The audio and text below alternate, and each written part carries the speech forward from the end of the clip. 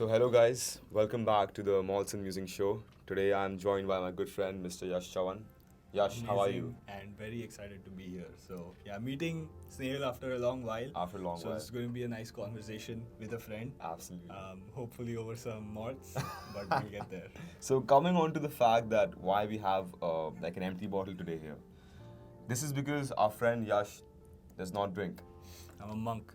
Yes. And Yash and I came up with sort of like a sweet spot that we will keep this empty bottle here, but we're gonna have some better drinks, some Red Bulls. Yep.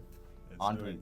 Yes, sir. Because you know because like if you don't drink, that's completely fine. Drinking is like a choice, of Yep. course, Yep. but having Red Bulls when you do not drink is not a choice. Yes. You must have Red Bulls or sparkling water. Yeah, bro, Red Bulls are literally water, man. Homage. If you know. If you know. Yes. All right, man, so But let's yeah, pour some, should we? man. Yes, let's Yeah. do it. Yes. Cheers to drinking water. Yeah. The most adult drink. Yep. The most. I think all adults drink water. So. So my first question to you, Yash, is what does the word musing mean to you?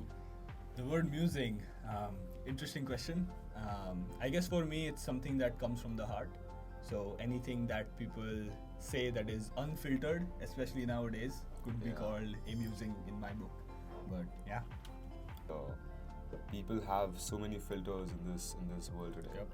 and losing it all and just being your true self is quite noble. Yep. So Yash, how would you describe yourself to our audience who maybe don't know about you yet? Sure. I'm a businessman. I guess that's a category you could box me into. Right now, I'm building a software company. Before this, I'm an engineer like every other Indian kid ever. But then, yeah. But then you chose not to do YouTube, Yes. right? Because that's the career path, isn't it? Yeah, Engineering, engineering, YouTube, YouTube. and then Yes. stand-up comedian. Yeah. Or gamer or whatever. Or gamer, probably, yeah. Hmm. So you chose I chose the hard path, yeah. You spoke about your tech startup, Yep. which is called Saral, Saral, right? yep. And the website is getsaral.com. Yep. So, when did you start it, and like, say, what was your like what inspired you to start that? Yeah, I'll tell you the story. I started about 18 months ago, Hmm. maybe 19 or 20 now. And then, reason why I started is because I was running a marketing agency, and then in doing that, we did influencer marketing for some brands. Hmm. Turns out what happened was it was all very manual, very Yeah. time consuming to do, Yeah. and I don't like things that take up more time to do than what the payoff is worth. Correct. So I'm like, okay, there has to be something in the market that fixes this, makes it a little bit better to do, and makes like my life easier. So I went out. So obviously I'm thinking as a agency owner. So I went out to find some tool that did it. Mm. Turns out there were tools that did it, but then they weren't as good at it, or they were very, very expensive Mm. and very old school. So all these tools were like started in 2013. Correct. So like the UI is very clunky, it doesn't look cool, Correct. and it's hard to use.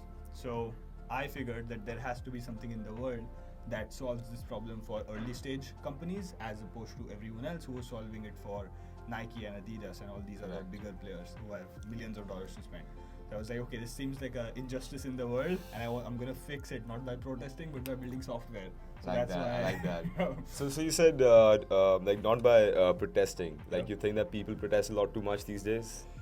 I think people cry a lot too much these days anyway, in general. I think unfortunately, I think we are a crybaby generation, which is also good for Yeah. people like us, I guess, because Because we we know don't how to cry profit and off yes, exactly.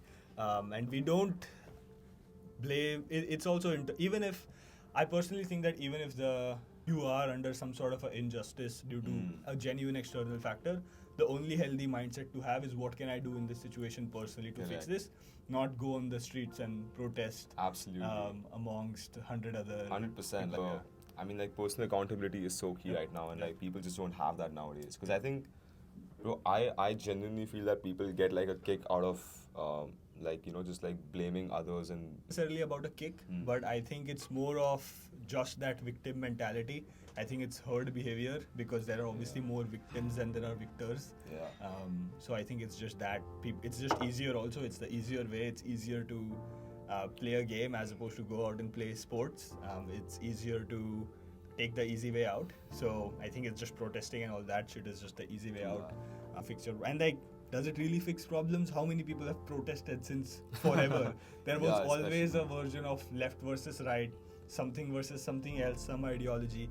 The only people that won were the people who either were entrepreneurs who made the most out of that opportunity, or the people You who can, were like, keep it pulling any way the you want, yeah. people who were pulling the strings. So Correct. like, what are you doing here? Look at history. Yeah. So, yeah. Like, do you often go back to like the past and like history to like find lessons to like live today's life? Yeah, totally. I think Mark Twain has this quote, right? History doesn't repeat itself; it rhymes. It rhymes. So you gotta look for rhyming history and then figure out, because I think the world is very. I think most problems in the world have already happened in some version or the other. Somebody has already solved it, and it's Okay. really up to you to figure out. I know some CEOs of, I mean, I don't personally know them, but then I know that some CEOs of big public companies pay historians 6 figures plus to consult with them on a weekly basis. Are you saying, serious? let's say, for example, I have a Never been told boardroom that. conflict, and then they'll speak to the historian consult, and they'll be like, hey, I have this kind of a situation. Which king in history had a similar thing happen? Oh my God, And what that's- did he do to fix it? And then he'll use that. So like, there are people who go to those levels. So I think I'm doing like my own version of it, mini version of it.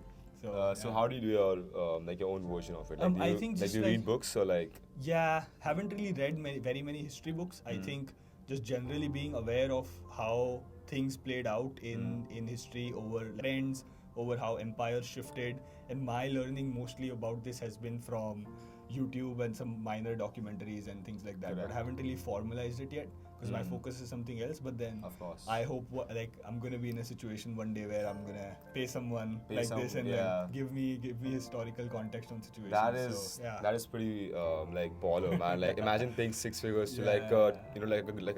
like a guy who's like 3 days like younger than God. Yeah, exactly. Basically, just like Yes, telling you about and the past. If and there everything. is any history students watching this, it's a great opportunity to. You guys are gonna make tons of money when Yeah. like AI and all asks for Yes. historians to consult itself, Yep, right? exactly. Yep. Do you want to touch on the topic of AI? Sure, let's go there. What do you want me to speak about it? So let's start with your like what is your overall take on AI, and then we can dive into the specifics. Sure. I think my take on AI would be slightly more contrarian to most tech. I'm a tech founder, right? Yeah. Then that you would speak to. I think it's overall I think it's a great thing in the short term, making a lot of lives easier, but it's also making a lot of people worse. Either like, give you a tactical example. I was hiring for a role recently. Yeah. A whole bunch of emails were ChatGPT. Are you Now- serious? Yeah, they were just like, oh, your Like, you website- just tell, right? you can just read it and tell, and then Ah, I think people are using these tools in a way which is just making them more and more lazy. Now if ChatGPT is writing your emails and applying 2 jobs for you, how long until it can actually do the job for you? Exactly. Right?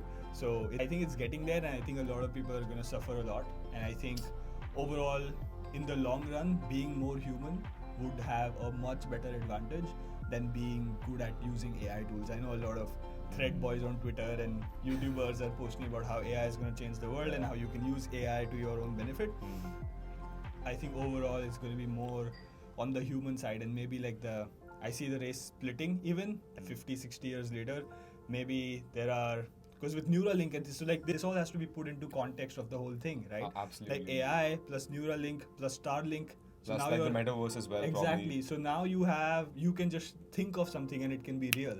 So Yeah. how does that affect the human psyche? Yeah, Right? Because absolutely. we evolved in times where it took, even right now, having this drink available, or just I could order anything on Amazon that I want right now and it'll be here tomorrow in 2 days. Absolutely. Right? So and like imagine that, but it happens in 2 seconds. So how does that fuck with your psyche, right? I don't know if is swearing okay, but Swearing is okay. Yeah. Awesome. Completely. So yeah, I think I have a dystopian view of AI. I hope things work out for the better. Yeah. But then I guess regardless of what happens, I'm going to position myself to succeed in any situation. So I you think should that- be good there. Yeah. Yeah, I think that is the key to life, man. But like, you had a really great point when you were talking about AI, which when you said that being human Yep. will have the biggest like will have the biggest advantage going Yep. forward. So like, what do you mean by being human? I think just I guess people skills. Okay. Network in general. Hmm. I think I look at AI as kind of like best case scenario for AI in my head is, because I like to think of it, even if I personally think AI is dystopian, I like to make the opposite case for it. I think best case is it becomes like the internet, where it just is something that exists and it doesn't really do much apart from just being like a thing that, like, the internet, yes, like, has it caused a lot of brutality, and like is the internet also used by terrorist organizations? Sure. Is it also used to make billions of lives better? Sure. So I think it'll be that situation with AI as well. People are going to use it for good, for bad. Right. But like more for good, like, I think it'll be used now, more personally, for bad. I think overall the way I have more of a Ted Kaczynski attitude towards technology in terms of, I think it's just like, I think mid 90s to early 2000s was where tech peaked, and I think after that, not in terms of quality or innovation, but in general in terms of where the ideal state of the human civilization could have been. I think like 2002 to 5 should have been like peak technology, and then after that, I think it has become more of a downside than an upside, I would say. So that's what I think. But then, hey, I'm all for innovation. But then I heard this, I don't know, I heard it somewhere, so this is not an original thought, but I heard someone say that if you look at the world, and we all say, oh, we are so innovative as a human species and blah, but take all the screens away, what is innovative? If you just sit in your room or wherever you are, remove all the screens and everything that goes into the making of the screens, let's say maybe a camera or things like that, there's nothing that has really improved per se by a lot of, like, that is like a measurable. Now obviously you can give me one-off examples, but then overall speaking, it's not as if we've cracked something really huge. So from, let's say, like the 80s or something like that, 80s, bro, sometimes like I feel that the biggest like innovation was the tire, or like that was the wheel, you know. Yeah, for sure. That was the wheel, man. Yep. And which is like I don't even know how many, like hundreds of probably thousands years ago, maybe more than that. More than that, right? Yeah, exactly. So tens of thousands of years ago, I would say. I mean, fire was an invention, right? Fire is not an innovation. It's a discovery, I would say. It's a discovery. Because fire existed before in the universe. In the universe. So, yeah. So okay. So let's dive deeper into the topic. Sure. What like how do you differentiate between discovery, invention, and innovation? Sure. I think discovery is something that you find that already exists. So I found fire, or I found a gold mine, or I discovered gold, or I discovered America. Because it already existed. Invention is something that you maybe put together. Like, okay, I invented this mic, or the first camera ever to be invented, or the first flight ever to be invented, which was done in India, by the way. So, I don't know that. that's cool. He was a Maharashtrian dude. I think Talpade was the surname, if I'm not wrong. But he invented the plane, I think, 12 or 15 years before. He invented it in the late 1800s, and the Wright brothers did it in like 1912 or 1911, something like that. Okay, so like a good 25 years. Yeah, good like a decade ago. So why is this like not because this was British anywhere? This was British India, right? British India. I think they did, and then he flew from, I think he was from Pune, if I'm not wrong, and he flew from Pune to Nashik, or he did a significant flight, something like that. And then he landed, it was all safe. It was the first invention of the plane, but then it was suppressed and nobody likes to think about it. I mean, if you really want to go back, then there are Vimanas, and we could get into like that sort of thing. But then modernity, if you're considering the plane was invented, flight was invented in India. Wow. So, and like, where did you read about this? Or, like, I was a nerd as a kid, so I read this probably in fourth grade or something. You have like read some strange things, right? This is like I know it's growing, and it's also, I think a startup becomes a company when there's at least one more, when people are doing things without the oversight of the person who started it. Okay. I think that's when you can call it a company, but that's just a personal definition that I have. I think it's a good definition. So it's kind of like in the transitory phase when it's kind of like a startup. I hate the word startup because it's just been bastardized by all these out from Bangalore. Right? But I mean, startup just screams like they need money and that they're burning cash. Exactly. Like, you're doing a startup? You don't make money. That's you don't make money. Like, I'm like, it's business. It makes money. I like the word of business, but it's a company now. So what is your vision with Saral? With Saral, my vision is to make the most simplest tool that exists for brands to do influencer marketing. So right now, without Saral, the process is very clunky, very like, how do you find influencers? How do you reach out to them? How do you send a contract? How do you make a deal? What kind of a deal do you make? once they post, how do you optimize for that? How do you reuse that into like and turn it into maybe clips and so on, and use it as ads? The whole process. How do you track the sales that come from it? That's another problem to solve. So we want to streamline this whole broken process and put it into one thing while reducing the order of chaos that happens. Usually when you merge two things, there will be chaos, but we want to control that and lean it out and give more. I like to think as software, and I'm diving a little bit into the tech business. That's fine. But I like to think of software as, especially now, 2020s and ahead, good software is also a teacher more than just a tool to do things. That's my feel. I think that's where the puck is going to be. I think so far, maybe like the first 20 years of the century, software was just coming up. We had like, even cloud software was not a real thing 10 years ago. So SaaS or the whole cloud model is just 10 years ago, right? I think software started out as a way for people to do things. So, I do like these two actions on, let's say you want to take a clip of this podcast and upload it to Instagram. You're going to use an editing software, and then you're going to use let's say a scheduling software to schedule it on social media.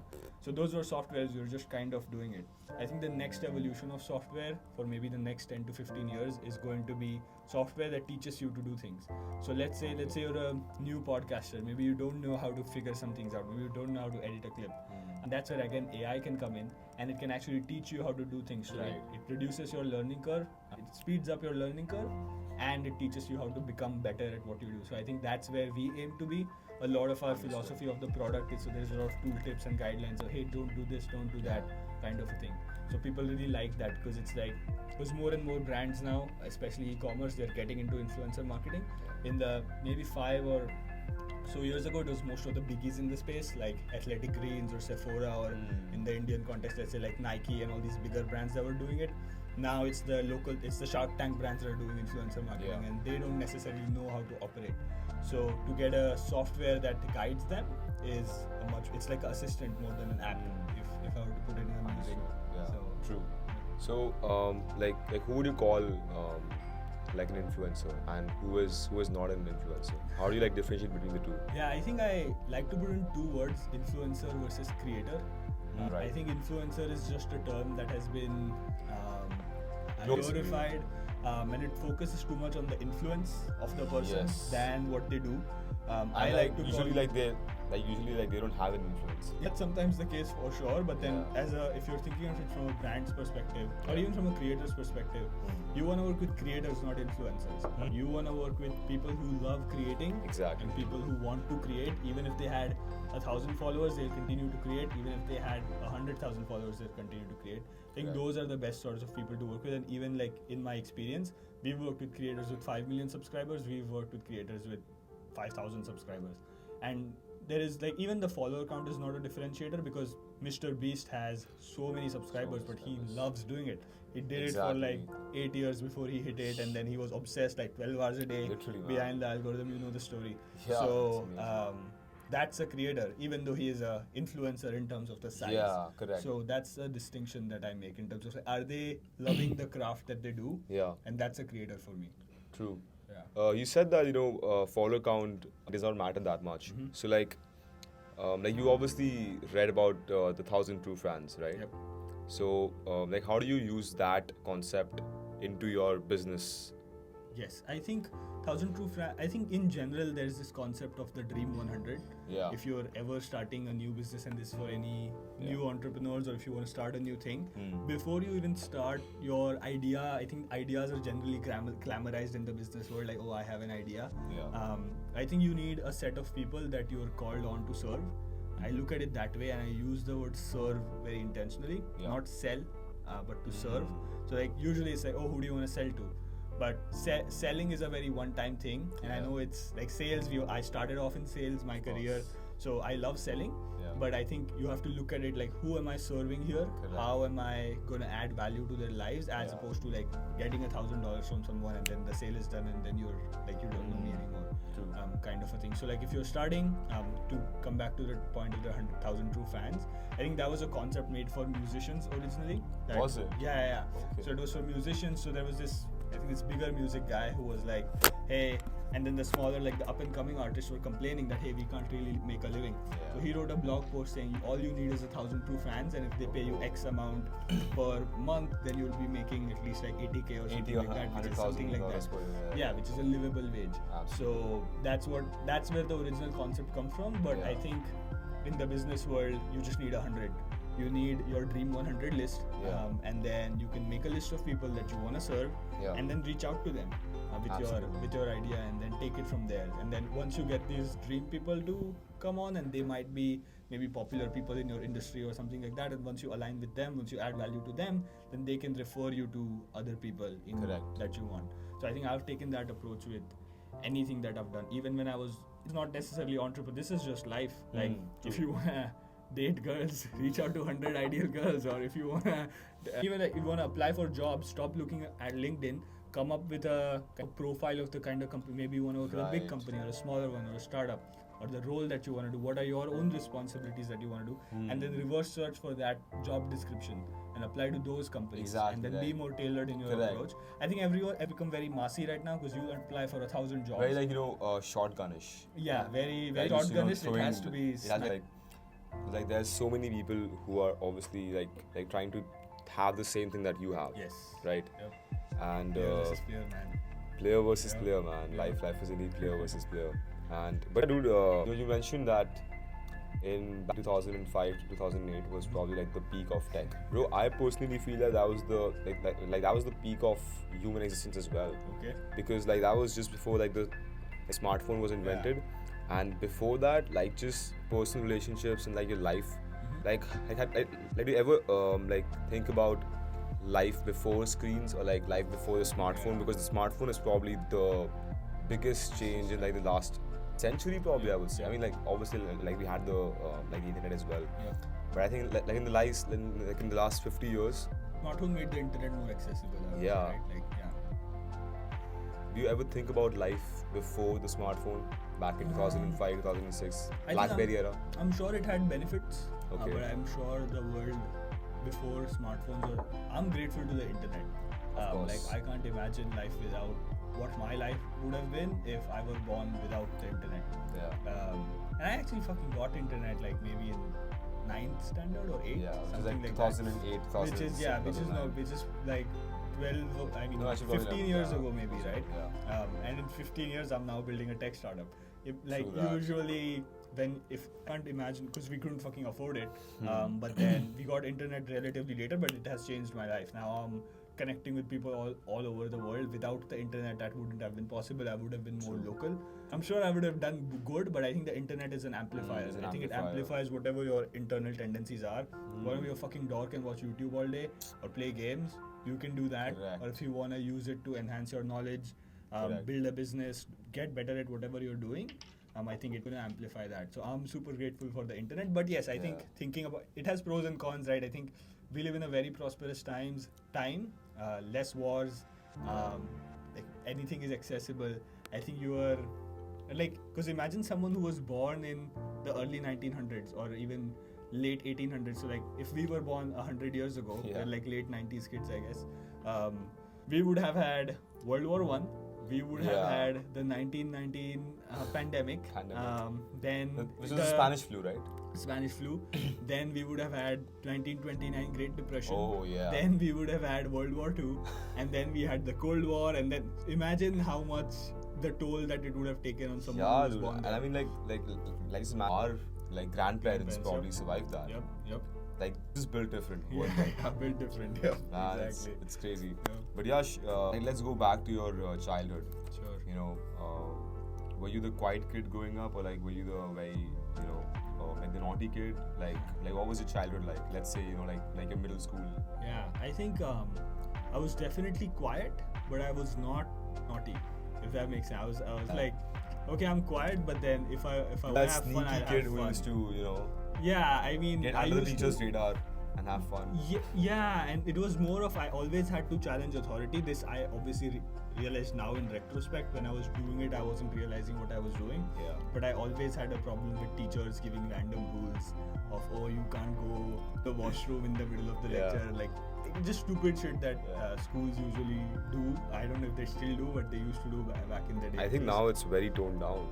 Really? It Like, is? bro, honestly, like there are some schools Mhm. where like, the teacher cannot even scream at the kid. Like they just cannot even shout at just them. gone in the- Absolutely, like I mean, like Yeah. like back when you were kids, bro, like we used to get Yeah. our ears Yeah, pulled and oh what? boy. Oh, that was like Yeah. the worst thing, That bro. was mad, bro. I think someone in my school probably went to a doctor or something like that after a teacher did. It Are was you mad. serious? Yeah. I was in a ghetto school, man, but I was sort of, yeah. But I then, mean- yes, I think I always challenged authority. Any kind of mischief that I even did was usually some sort of fucking with authority, not necessarily like being a degenerate or Of things course. like that. So yeah, that was, and then I was myself a nerd growing up. I was always into like books, reading, True. learning new things. I was the guy in the library that, because nobody with fucking fifth grader is in the library, Bro, right? Like nobody, no, right? Bro, Like, bro, like, I probably like learned to read at like 6th or something. yeah, so I remember. So again, like the fucking with authority thing. So our school was a bit interesting. There was a international wing and there was a ghetto wing. Okay. So I was in the ghetto wing, and Which, then which school were you in? I was in AMK Premier High School. Because I which was is in Pudar over here. Ah, that's a good school. That's not a, yeah. But then I was, so if you heard of Trinity, the international wing, yes, yes, yes. So that's it. Understood. Is the ghetto wing, which is the original school. I love how you- But then, so I used to, so you were, as a ghetto kid, you weren't allowed to go to the international kids. But then I used to sneak, and then I used to go, because their library was big. Okay. Our library was a room like this size with like 2 cupboards, like 2 like, I remember like a green cupboard, Yeah. and then there were like random books, old brown pages, half torn, and then their library was pristine. It was like the Yeah. library you wanted. So I used to sneak there in between classes. I'd like calculate where every like staff is, and I used to sneak in that way. Yeah. Sometimes I lied. I'm like, oh, someone's called me there, or I have a meeting with the principal. Shit like that. And used to go and study. So I did mischief, but then it was for a good end, if that course, makes sense. of So course. yeah.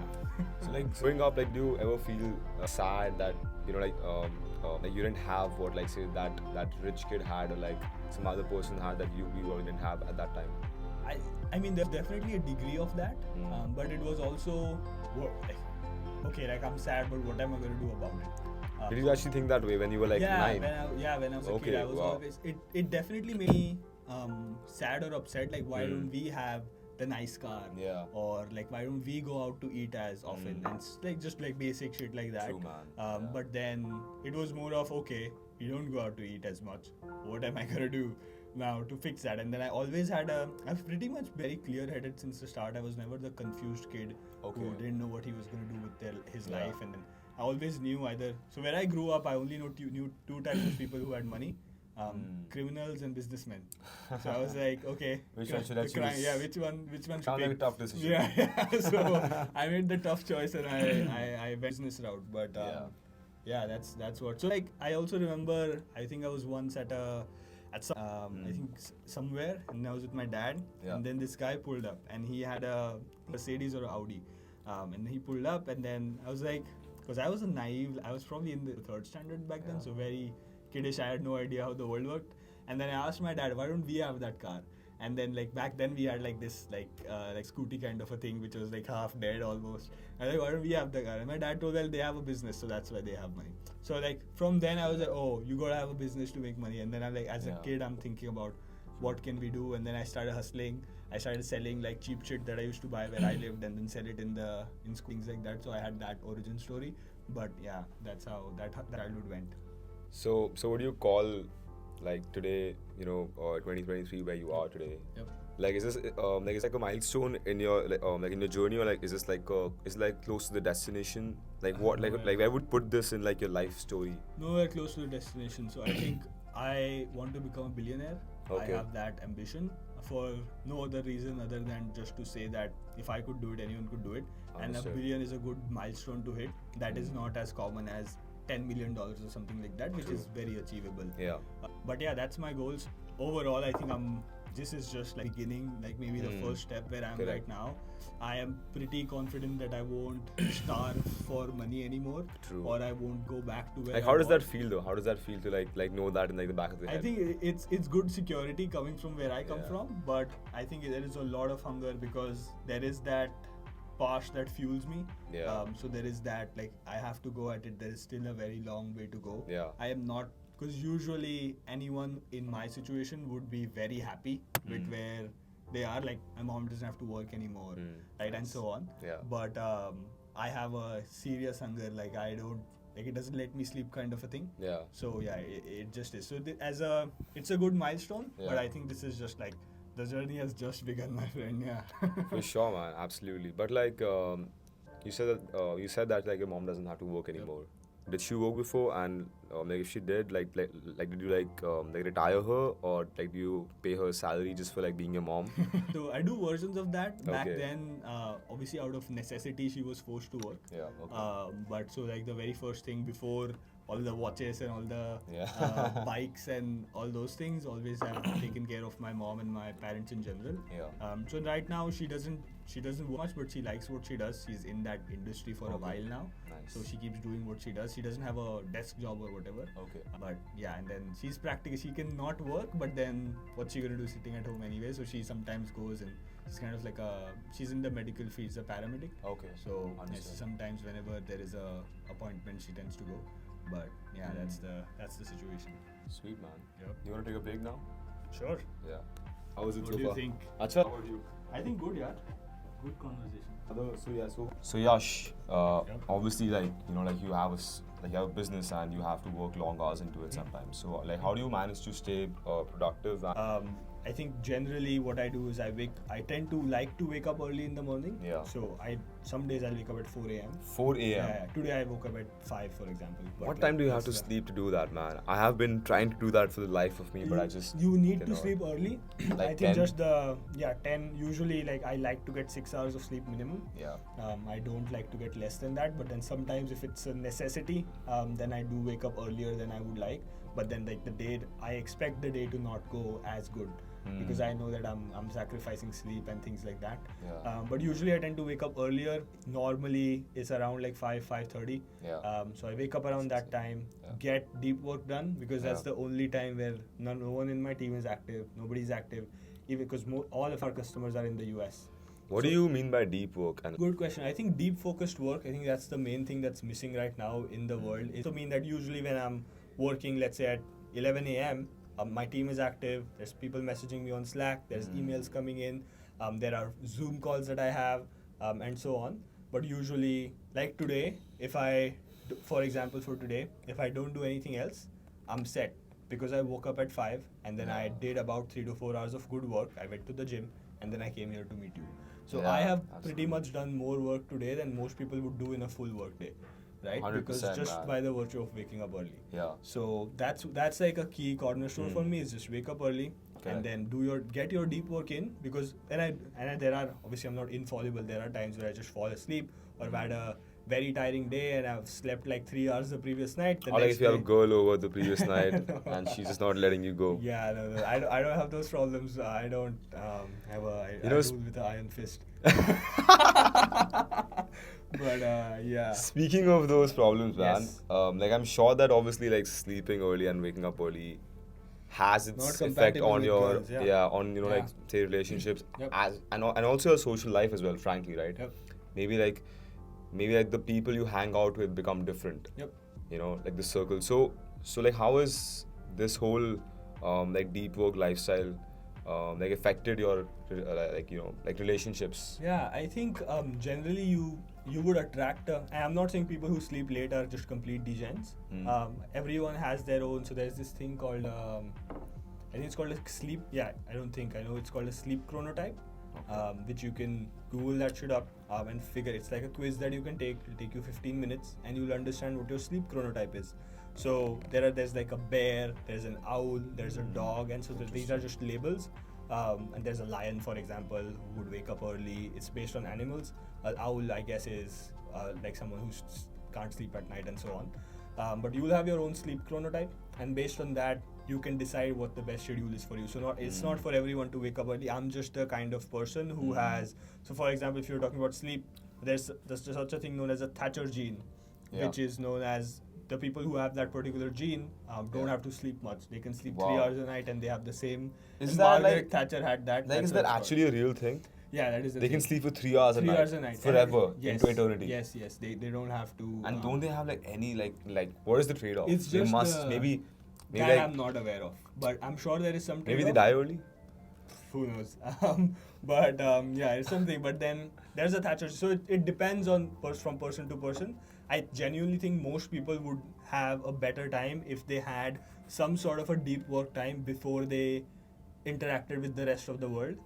So even if, let's say, you're waking up at 9 a.m., if you could have the time from say 10 to 1 before lunch, if you could not do any calls, not check your email, and just work, I think it should be a good day for you if you just do that. So, I'm talking about social life. I think generally you just tend to attract the kind of person who would also follow a similar routine. Correct. But right now I have a very little social life, so I maybe socialize once a week or Understood. something like Yeah, that. which is also like sort of like a business meeting or like. Yeah, you mean it's like a more of like proper- yeah. So for example, after this podcast, we're gonna go Going meet for some lunch, friends. yeah. Right. So Absolutely. it's something like that where it's also Correct. it's casual time, but it's also like with people who are on the same wavelength. If all you have to offer to your network is the fact that you can stay up till 3 a.m. and drink and booze with them in clubs, right? Then maybe you're not doing so much with your life, right? So You could have just called me out, man. no, so like Just even kidding, for yeah. example, like I have a rule: I don't drink coffee after 3:30 p.m. Really? Yeah, because it has 6-hour Yeah. half-life. Half-life. And then I need to sleep. Yeah. So I have called. Let's talk about girls. I've called girls for dates at 3 p.m. For coffee dates. Yeah. And they come. Usually a girl, no, 6 p.m. dinner date. I don't do that. FDB. shit. Yeah, FDB. Yeah, exactly. She says 6 p.m. or 7 p.m. dinner date. It's FDB. That's what you have to do. Or 3 She's- p.m. dinner date? No way. Like 3 p.m. dinner date, no. Yeah, Yes, like because a usually lunch, a yeah, first like- date is, I don't like to probably do lunch on a yeah, first put a date. coffee something. Yeah, it's always coffee first date. Yeah. Coffee followed by a walk. Yeah. Usually that sets a good coffee tone. followed by a walk. That's my playbook right there. I'm giving you, dropping all the sauce. Free sauce. But yeah, like 3 p.m. Yeah. coffee dates are a thing. And then if they value you enough, if they understand, and obviously I have my nurture funnel and things like that I do to make sure that they understand who they're meeting. Yeah. But then yeah, I think people, and like I'm giving you that example because people can relate to that. You set a certain standard for yourself, and Yeah. once you deliver results, Yeah. then people will bend to how you want to look at the world, and you can curate your reality. So because anyway the reality is being curated around you regardless of whether or not you're intentional about it. Right. If you're a degen that sleeps at 4 a.m., that drinks pretty much every other day, goes to clubs, hangs out with stupid people, your reality is curating to make it more like that. So if you set an intention about how you want your life to be, I think you can direct it in a way that follows that. So I think True. I've always done that. Understood. So yeah. So we're in right now, Yep. which is obviously the city you live in. Yep. I am visiting for now. Yep. So how is life in Mumbai and wait, do you do the locals call it Mumbai or like Bombay? Now, usually the old money types will call it Bombay, Okay. or someone from the south of Mumbai, which is slightly richer part of town. More of the traditional locals Yeah. would call it Mumbai because Mumbai, the word Mumbai comes from Mumbai or Mumba Devi, which is a popular temple, which Okay. means Mother Mumba, basically, which is like it's a Devi. So that's how the So name of the that's- city, and like I- that's a I never local knew that. deity, Okay, wow. and that's why they like to call it Mumbai. But then Bombay is the name that the British gave. So I tend to use Right. both usually, Both, yeah, just depending like on whichever whatever just comes comes to- out Yeah, I'm through not. that. There are purists who are like, nahi, you have to say Mumbai and Yeah. then so on. But like I just go with whatever comes to my. Okay. Yeah. But, yeah. So like you mentioned that South Bombay, South Mumbai has a Yep. part of town which Yep. is like obviously more richer than Yep. the rest. Would you call these types old money? I think a lot of people in, some of them are. A lot of people in Sobo are also broke. They don't do much. They have Right. like their dad built the business. Now there are employees. They're kind of just like taking a couple phone calls, calling the shots, and they have no sense of purpose in their life. And I can't Right. imagine living a life where you do not have any purpose, where you just have everything. So I True. tend to also sometimes feel bad for those people because it's like, what are you doing with your life? And then they find different ways to excite themselves, and then like there is Satan pulling them in that direction, there's right? the hedonism element. just Exactly. So completely then giving that's themselves exciting out. them when there's Yeah. no mission in life. True. What are your thoughts on old money people, like especially their children, who frankly, as most would say, have it all. Yeah, I think everyone has their own struggles. I wouldn't want that life because when I was young, I used to think, oh, only if I had that, then I would be like life would be set. but I think having the ability to create things is much better than just having the thing. Like I don't want a like a like a Ferrari if you just gave it to me. I don't like if someone gives me a Ferrari, I'm not gonna take it, even though I like the Ferrari. You can like give that to me though. Okay, sure, brother. I will I'm gonna accept it, I'm never gonna say no take to a it. Ferrari, man. Just a Ferrari, bro. That's all. I like it, but yeah, like for me, it's more about the ability to get it than actually the thing. And if you're born with the thing, what are you gonna do with? Which ties back to the point I had about just aimlessness in life that I've seen with some of these people, and some of them are great. Some of them are enterprising. Like Donald Trump could have been a complete degen, right? True, He could still had money left, but what he did was he used that as a starting point, as a jump start. For he conquered real estate. He went from the poorer parts to the richer parts, building office buildings, things like that. Then he became, then he conquered TV. He was Celebrity Apprentice. He did that. He conquered that mountain. Then he went into politics. He conquered that, right? And then, so like you can come from that. So I think I just generally like, and there are poor people who are aimless also. So I just generally have a liking for people who have some sort of a mission and a direction in life. It doesn't necessarily even have to be about money. I have artist friends who love playing the guitar, or they love doing whatever, like stand-up comedy or whatever. And that is great. If that gives you energy, that's your passion, then go do it. It's not necessarily about always making millions of dollars. Doesn't have to be. So like, are you keeping up with the current affairs and like news, or like are you completely out of the loop? I am exactly. I'm not very in tune with the news. Okay. Or so on, or like for like what's happening in certain parts of the country or wherever, or the Ukraine-Russia situation. I'm not exactly familiar with if it's still on or not, or I guess it's still on. Honestly, neither do I. Like, like I don't have an idea as such. But I think I don't like to care or think about things that I cannot control, unless those affect me. So exactly, like like maybe somebody who is seeing this will say, oh, these guys are so privileged that they don't even have to know about like the Russia Ukraine war. So like what would be your response to that allegation? Or I like don't think any Sanaya from South Delhi has to know about the Russia Ukraine war. I don't think you have. I don't think it's gonna affect you either. And usually it's the people with privilege who say these things because they somehow want to connect with the people without privilege. And then the way they do that is through hashtags, but none of them would survive a day in the shoes of someone without privilege. So I think all these people who quote privilege should just shut up, because I don't think you know what it is to not have privilege. So I mean, if you have privilege, use it for the betterment of the world instead of aligning with whatever the new thing is on social media that day. So if you actually use your privilege and access to do real research, to talk to experts, to read a book, then I think maybe you would do much better in the world than talking about just privilege as a way to somehow insult somebody. Because I think everybody has some level of privilege. I think I have privilege. Someone with legs has privilege over someone without legs. That doesn't mean you can't have opinions. Like, how do you deal with your flaws? I won't say I'm a completely flawless individual unless I'm on a date, but Can't let her know. Yeah, can't let her know. But then I think in general I'm pretty sorted in life. I don't necessarily have any vices. As we covered, I don't drink for a multitude of reasons. We just drink water. This is purely water. This is purely water. So in the future. But So I've worked on most of my flaws. So if I were to give you an example, I was a little bit short-tempered, maybe reactive to certain things. Like for example, when COVID happened, I went bollocks about the whole. I was probably we all know now, We all know now, but back then, at least in my network, I was the only person. Day one, when in India, the whole banging of the plates thing happened, I was like, this is the dumbest thing that's happening. And then people are calling it dumb for other reasons, for political reasons. I was calling it dumb for reasons because like you don't know what's going to come next, because this is a compliance exercise. Exactly. And then what came next is what we all know. And then day one, I never wore a mask. And things like that. So and then eventually I found my tribe online, but then again I was being too reactive to it because I felt I was being constrained, and I always like to be in control of my life. I don't want anyone to tell me when I'm going to go out or when I'm not going to go out. I will assess the risk myself. In today's world, if you're not, especially as a man, if you're not someone who has your life in order, who has control over your finances to a certain degree, I think you have a very sad state of affairs in 5 to 10 years from now. So I don't think most people realize that. Yeah. And I'm very much aware of that. And Make them realize, where you think this world is gonna go 5 to 10 years down the line. Yeah, I think it's gonna be have-nots and have-yots, right?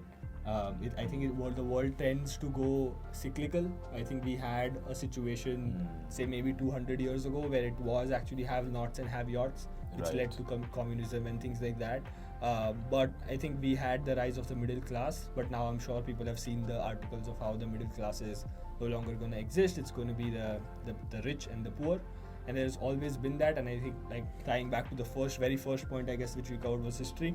I think it's cyclical, it's rhyming, it's going in that direction where there are going to be people who have their life in order, who call the shots, and there are going to be in the middle, maybe there's AI doing some stuff, and then there's going to be the people who are on UBI. Yeah, basically UBI.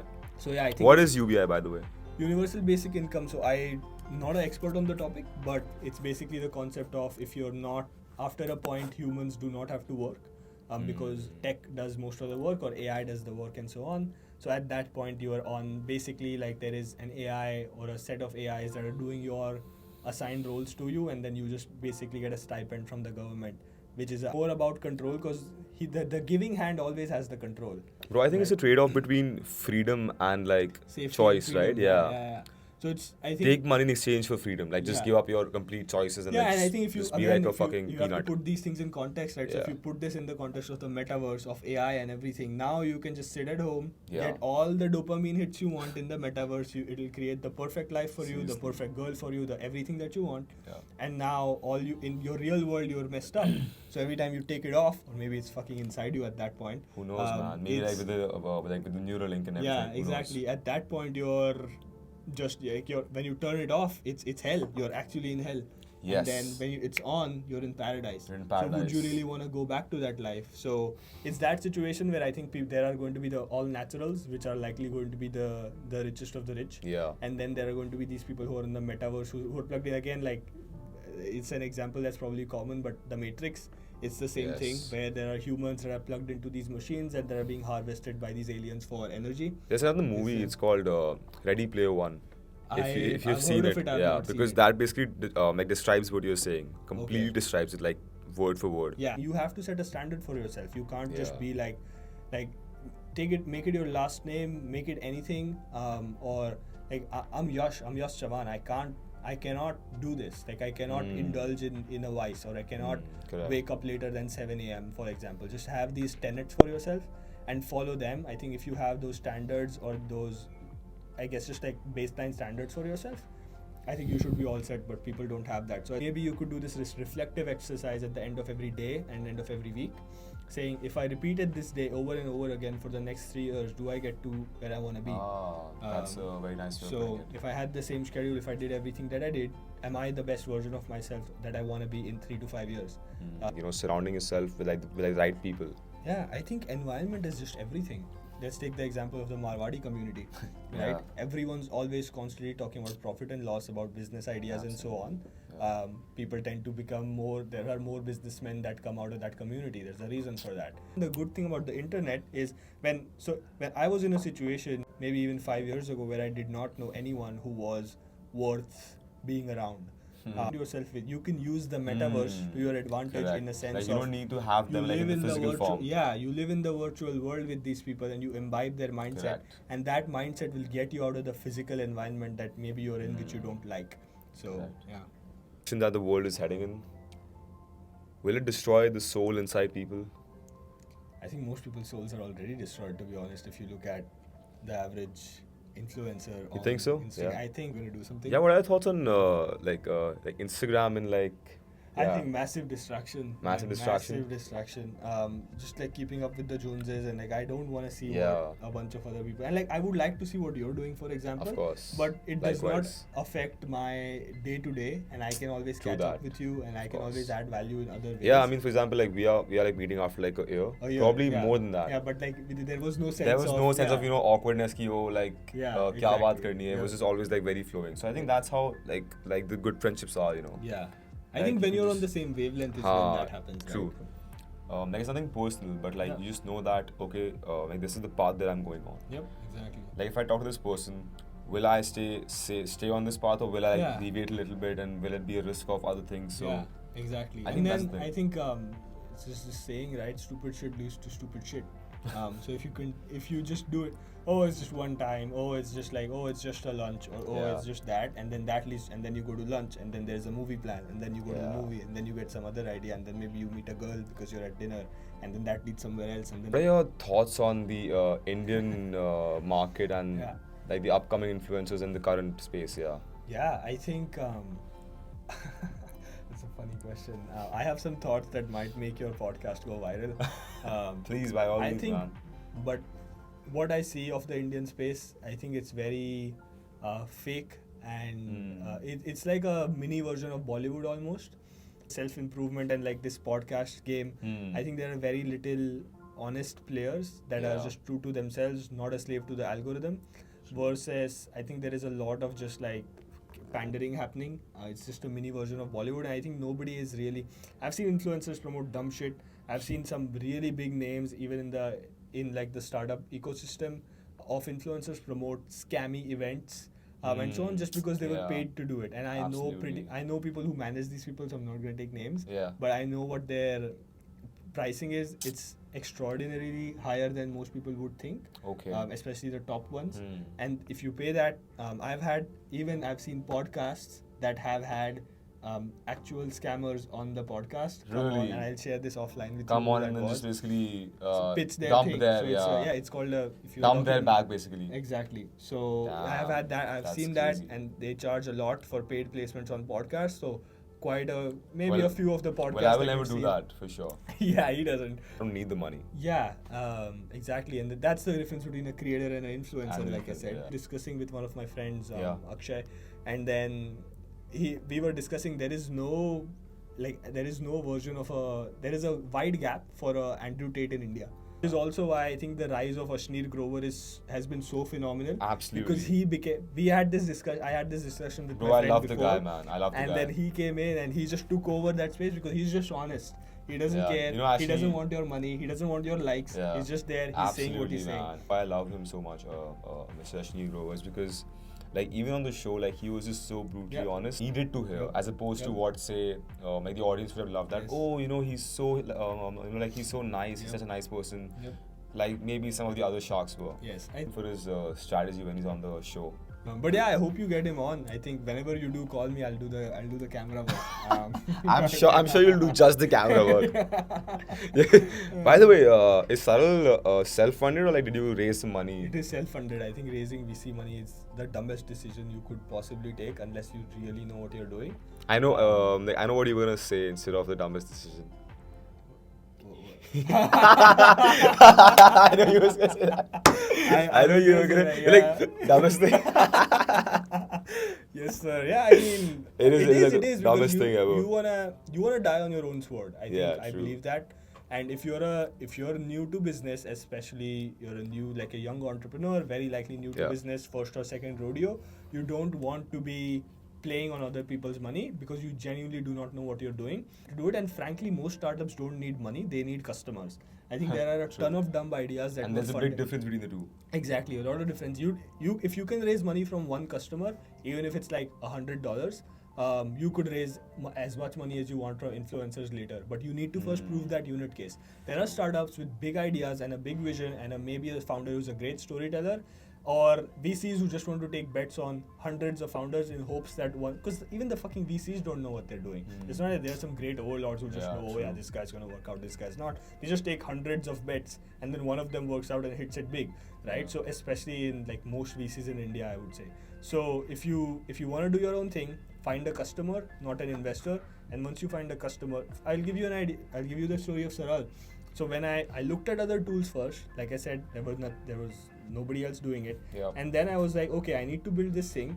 Let me first put together a landing page. I wrote down the idea. I wrote a sales letter because I'm from a marketing background. Okay, I put it together and I reached out to people asking if they want it, as if I'm just the new, which is like a new tool. It didn't fucking exist. And then I hopped on calls with people, which is a good signal. Okay. And then I pre-sold them. I sold 5 Saral versions Okay. to 5 people for $99 each Wow. before we wrote the first line of code.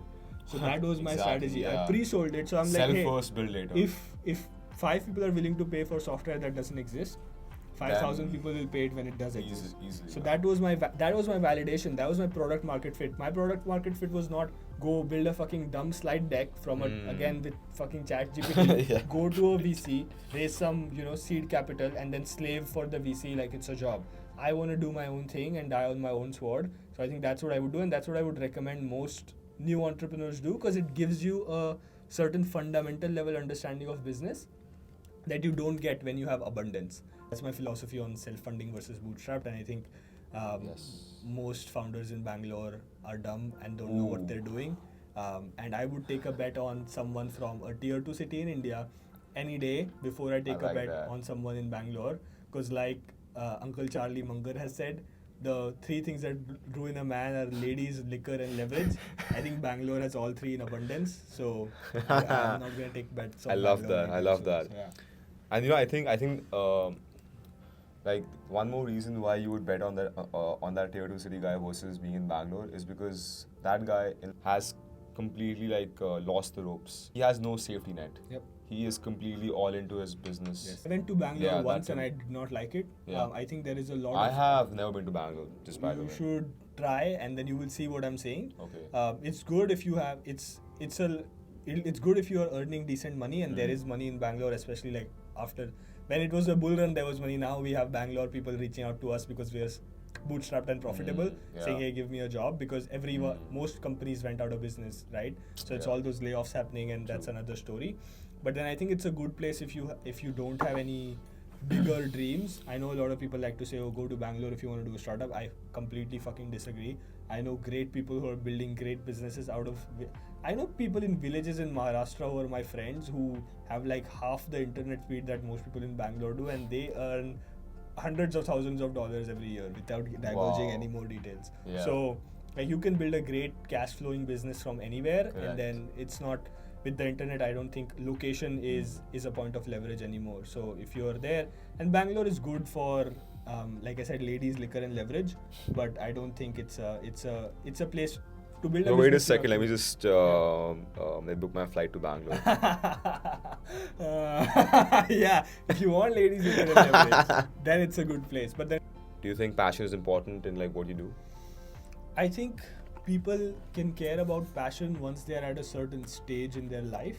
Like Saral, I like the problem that we're solving. I love my customers. But then overall, if I were to give you a general sense, I think just business building is my passion. So I like to take things, I'm analyzing. Even when I was a kid, when I went into a restaurant, I am analyzing how much the costs might be and doing that sort of stuff. I'm always looking for arbitrage opportunities. Like I said, I was like buying these like glowing pens that you used to get where I used to live, and then used to sell it in school for a slight profit and things like that. So I've always been that guy who would look at opportunities and build a business out of it. So I think that's my core fundamental passion. I think Saral is one manifestation of that. It's like asking an artist if this particular song is your passion. Not really. It's the music and the creation that's the passion, and the song is the phase of it. Or let's say, is this album your passion? No, like I worked on the album for three years. It went well, and now I'm going to create more things in the future. I think the creation is my passion. Do you believe in manifestation?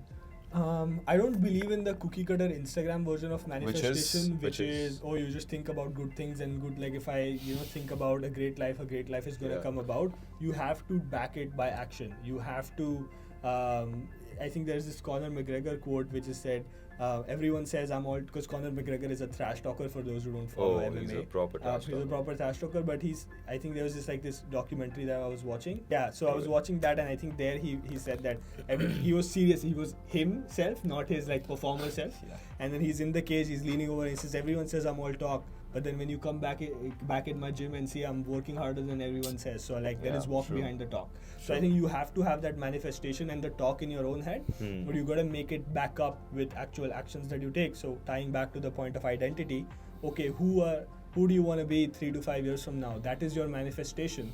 But then how does that tie into what you're doing today? You can't just think about things and those things manifest. You got to take action, and once your manifestation is the good thing about the idea of manifestation is great is that you need to know its intentionality basically. But manifest, but then back it up with action is what I think. So Correct.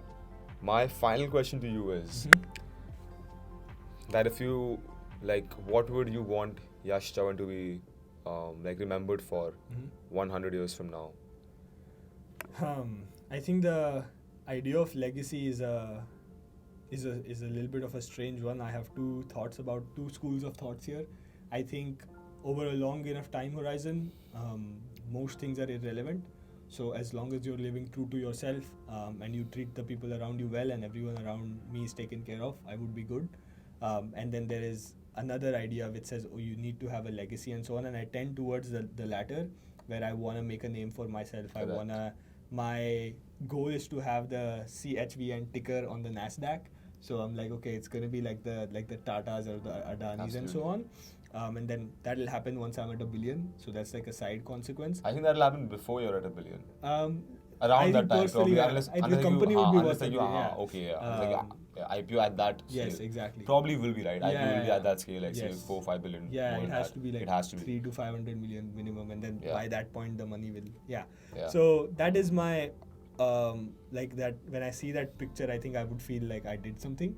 But yeah, that is my goal. And then how I want to be remembered, I just want to be remembered like an enterprising individual who built great businesses. So yeah. I know for the next 3 to 5 years, Saral is going to be my life, and that's going to be a stepping stone towards another business that will likely be my first kind of in the hundreds of millions of dollars range. Saral is kind of probably will net around less than about 100 millions, so 50 to 100 in the 2-digit millions. Yeah. And then the next rodeo. Brokey money. Yeah, brokey, chump change. Chump change. Yeah. And then I think the next one will be around like the 200 to 500 million dollar mark, and then the third one is likely going to be the billion dollar creator, which is what will get to the dream. So I look at everything as a stepping stone. So yeah, I think that is my answer to your question. And Yash, do you have any final words or like a final line that is close to your heart? Speaking because you're in the line of conversation of business and life, I think if there is one thing that I would advise that applies broadly, even if you're not doing a business, for example, is to just do the boring work. I think that is something that is missing in today's world. Everyone wants the shortcut, everyone wants the quick hack, the this and the that, but I think the only way in which you will succeed is if you do the boring work that it takes. I think if you just go head on and commit violence in the universe and bend it into your favor, do the boring work, and you will succeed. But the answer is in the boring work. So yeah. Boring work and bend it. Remember. Yeah. But yeah, on that note, man, pleasure having you, man. It's a nice one, man. Nice one. meeting you.